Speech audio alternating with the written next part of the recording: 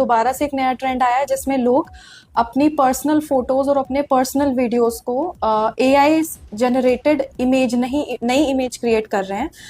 कोई भी chat bot या कोई भी वेबसाइट यूज करके वो लोग अपना पर्सनल डेटा शेयर करके एआई जनरेटेड इमेजेस और वीडियोस क्रिएट कर रहे हैं।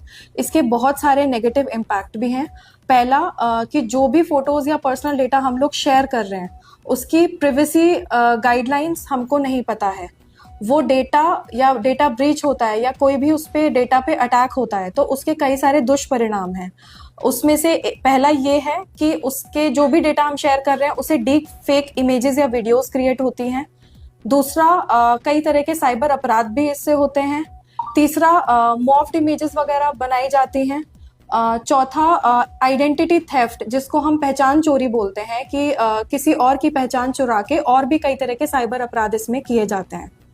तो ये इसके बहुत सारे नेगेटिव इम्पैक्ट भी हैं। किस प्रकार से लोगों को अवेयर होना चाहिए? देखिए, इसमें हमको सबसे पहले ये जानना चाहिए कि अगर कोई चीज़ हमको मुफ्त में मिल रही है तो हम ही उसके प्रोडक्ट हैं।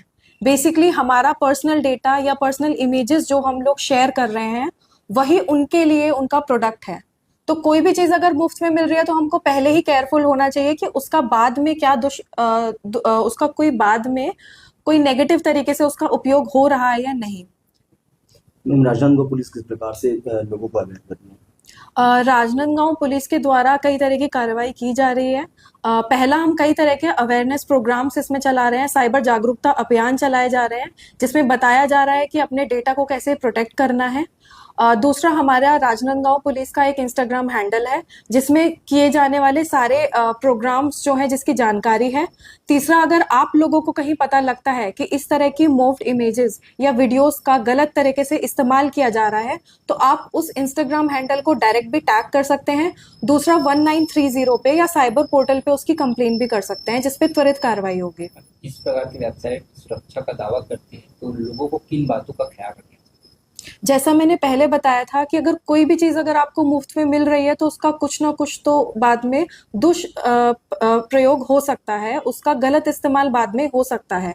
दूसरा, किसी भी वेबसाइट पे या कहीं और अगर आप अपनी पर्सनल इमेजेस एनहांसमेंट के लिए या किसी और ब्यूटिफिकेशन या किसी भी रीजन के लिए अगर आप शेयर कर रहे हैं तो कितने लोग हैं हम में से जो सारी प्राइवेसी गाइडलाइंस उसकी पढ़ते हैं। बहुत लंबी चौड़ी गाइडलाइन होती है जिसके बारे में उसको समझना ही इतना मुश्किल होता है। पूरा पढ़ना तो दूर, हम उसको समझना भी मुश्किल होता है।